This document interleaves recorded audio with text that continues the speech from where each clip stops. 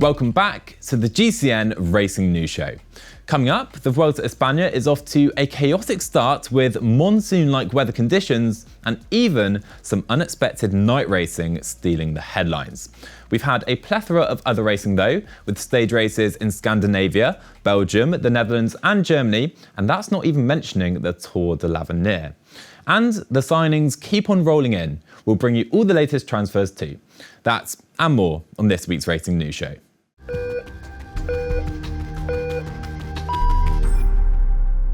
This week in the world of racing, we learnt that some teams are working on synchronised waiting room moves, apparently. Ryan Gibbons had a thirsty time of it in his time trial at the Renui Tour after this starts. I reckon he'll be relieved he wasn't over in Spain though at the Vuelta a España team time trial, because we also learnt that even in the height of summer, you cannot trust the Spanish weather. The Vuelta a España got underway with the riders tackling a 16-kilometre team time trial around the streets of Barcelona. Things weren't straightforward though. Defending champion Remco Evenepoel and Soudal Quickstep were set to roll off the start ramp at 8:19 local time. The sun was set in Barcelona at 8:35 p.m. On paper, the time trial course should have taken the world's best teams around 16 minutes to complete, meaning they should have crossed the line as the sun sets. But the weather gods had other plans. The sky clouded over, thunder rolled in, and conditions rapidly worsened. Ultimately, that meant an advantage for the early starters. The first World Tour team to start was Team DSM Firmenich, and they set a benchmark of 17 minutes and 30 seconds, a time which no one could beat, meaning Italian Lorenzo Milesi, who is starting his first Grand Tour at 21 years old, took the red leader's jersey. Not a bad way to start your Grand Tour career, eh? He actually won the under-23 time trial in Glasgow at the World Champs, so definitely one to watch moving forward. But the stage was littered with incidents. Almost the entirety of Jaco Alula's team came down in this incident, and Laurens de Plus suffered a fractured hip in a crash. I'm particularly gutted for him after a stellar Giro d'Italia. The Ineos Grenadiers and Geraint Thomas lost 20 seconds after de Plus's fall and Pippo Ganna's puncture, but despite finishing in near pitch-black conditions, Soudal Quickstep lost just 6 seconds to Team DSM. The best of the GC favourites though was Enric Mas and Movistar, who finished on the same time as the stage winners, but lost out on stage victory by just 5.5 tenths of a second. So, what went wrong here? We've seen some stunning team time trials kick off the Vuelta a España in recent years, but given the adverse and you'd have to say surprising conditions, what could and maybe should the organisers have done differently? Perhaps they could have neutralised the GC times so teams weren't forced to push the boundaries of safety to keep their leaders in contention. Or could the stage have been delayed, postponed even? Was the course suitably lit considering some riders were always supposed to finish as the sun was setting? Perhaps not. It's a difficult question and I don't think there's a straightforward answer, to be honest. But with the rain still lashing and the sky still angry, the organisers had another decision to make ahead of stage 2. Ultimately, with a treacherous descent in close proximity to the finish line, they decided that the GC times would be taken at 9 kilometres to go. That meant the GC favourites could sit up, cruise into the finish without worrying about their bid for overall victory. The organisers have, it must be said, been largely criticised after a turbulent start to the race, but Jumbo-Visma DS Marijn Zeeman praised them here for making an early decision. I think the organisation they deserve a compliment that they decided to take the time on 9 kilometers. I think that was a very wise and a very brave decision. So and a responsible decision. Of course, unfortunately, it started to rain, and all the roundabouts they were incredibly slippery. So I think something for the future to continue working on together with as teams and as organisation and as a UCI to continue the discussions like how do we behave when circumstances like this arise. But I think in general I want to thank Unipublic and ASO that they were so brave to already to put the time on 9 kilometers. But still, the bonus seconds were on top of the hill here, so everyone was racing for it still. Yeah, there are some things to improve, but I think this was a good first step. With the key GC protagonists uninterested, the neutralisation created a unique opportunity for a plethora of other riders to steal a Grand Tour stage victory. The stage finished in Barcelona again, with a punchy finish around Montjuic Castle. The breakaway included Javier Romo and Andrea Piccolo, who was just 6 seconds back after the opening team time trial. With both riders still out front with 9k to go, and Lacey dropped after an earlier crash, Piccolo moved into the red jersey. Another rider to wear the leader's jersey in their debut Grand Tour. Incredible. Anyway, Remy Rojas was one of the first riders to attack on the final climb, before Andreas Kron accelerated, caught Rojas and quickly distanced the group. He descended well and retained a margin to win the first Grand Tour stage of his career. Caden Groves was second, with Andrea Van Drame third. Kron dedicated his victory to Theo de Decker. His teammate passed away last Friday after a severe training crash earlier in the week. De Decker won Paris-Roubaix Espoirs earlier this year. He was just 22 years old. Lennart van Etvout is making his Grand Tour debut at the Vuelta. Here's what he said on the loss of his teammate and friend after the stage victory. Yeah, of course, it's like really great to win. Like, certainly after what happened a couple of days ago, it's like, it's weird, you know. It's like, it's always go, go, go, go, go.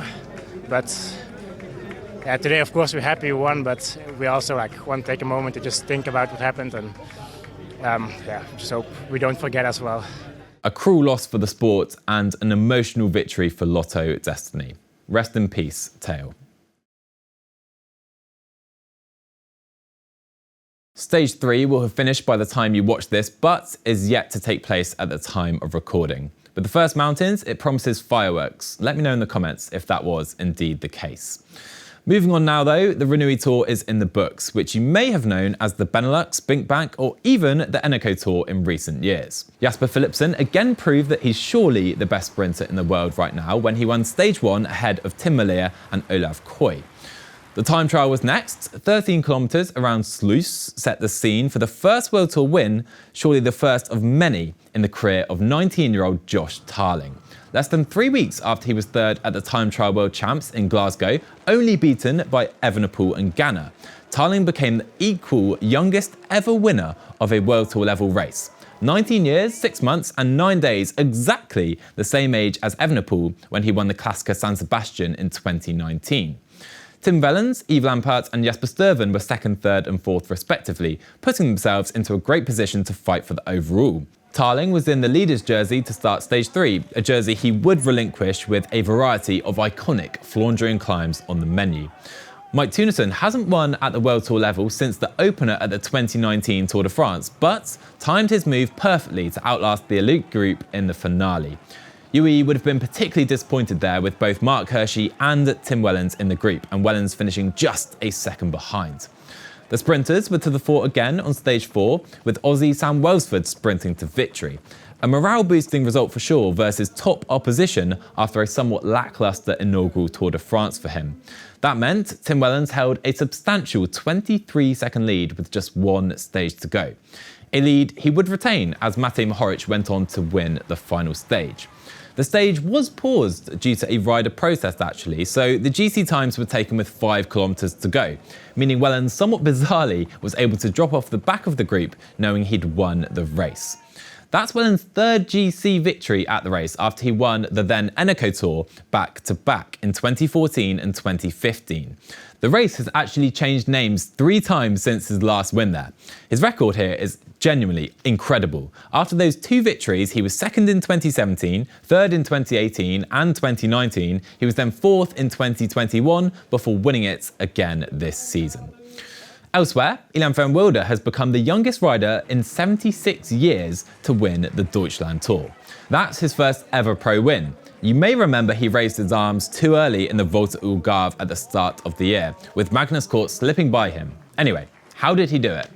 The 5-day race began with a 2.3-kilometre prologue, which was won by Ethan Vernon. Although first and foremost a sprinter, he is shown to be adept on the TT bike, particularly over shorter distances, also winning at the Tour of Slovakia last year.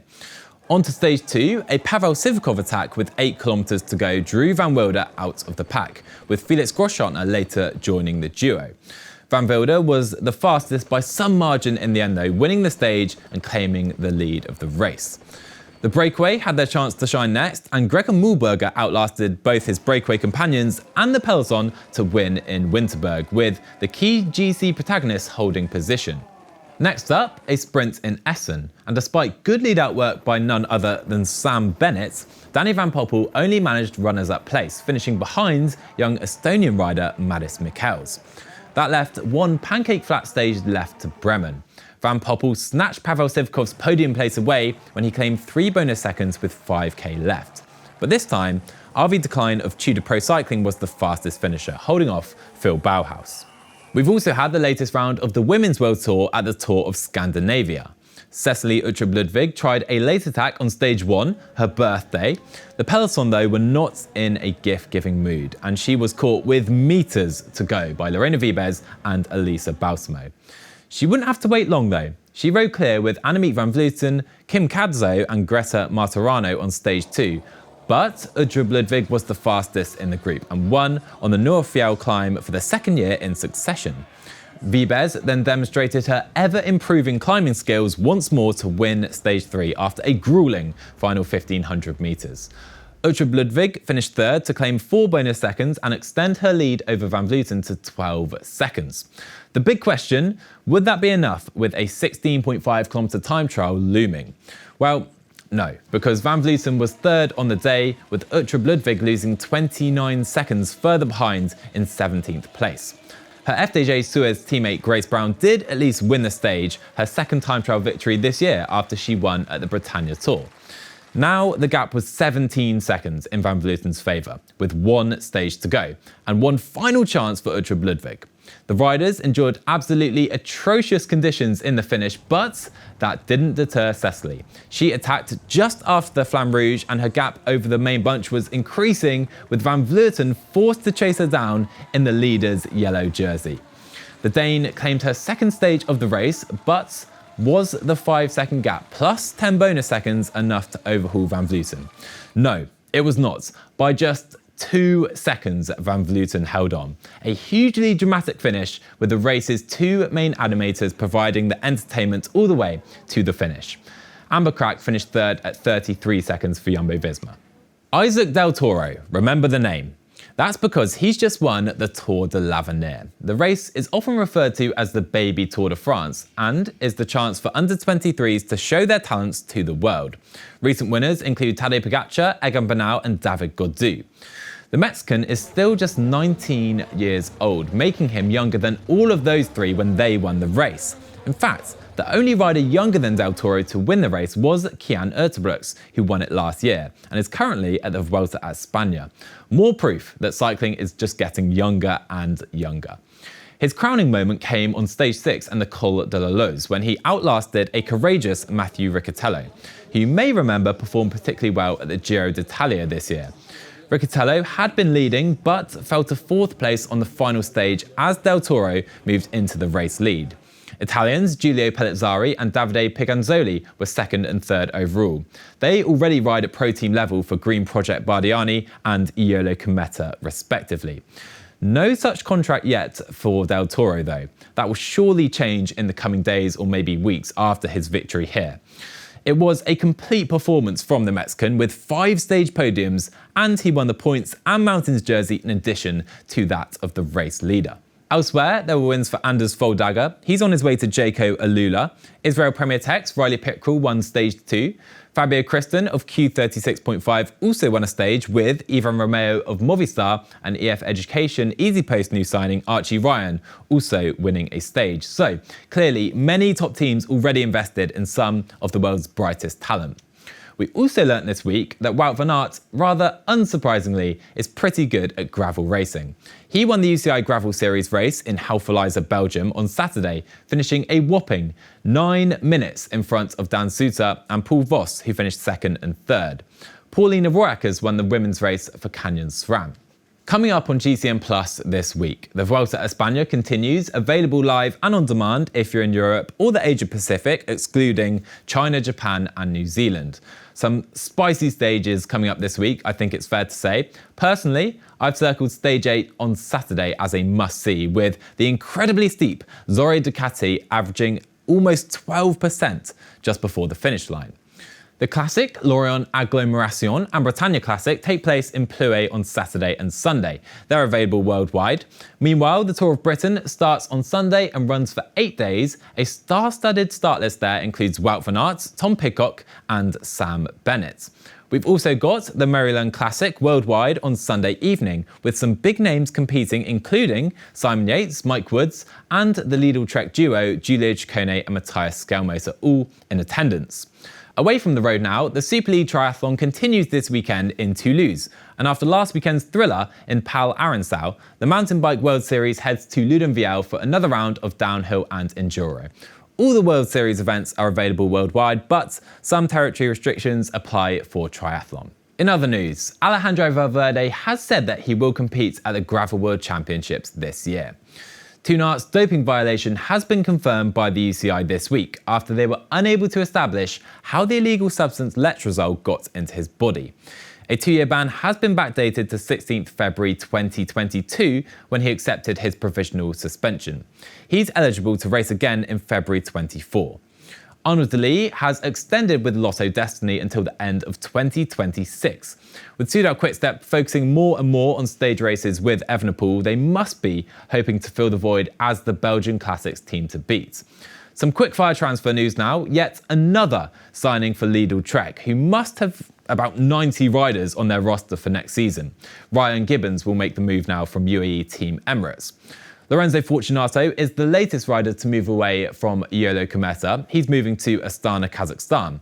EF Education Cannondale have signed up multiple riders, including Paris-Roubaix winner Alison Jackson and Lotte Hentala. Meanwhile, Caroline Swinkles is moving away from Jumbo-Visma to UAE ADQ. Roger Adria has moved to the World Tour. He's heading to Bora Hansgrohe from Kern Pharma. Meanwhile, Henok Moulebrand is making a similar jump from Green Project Bardiani to Astana, Kazakhstan. Young Brit Finlay Pickering has signed for Bahrain Victorious. The 20-year-old joins on a 3-year deal, taking him until the end of the 2026 campaign. Right, that's all we have time for this week. Enjoy your racing, and I'll see you next week. Bye for now.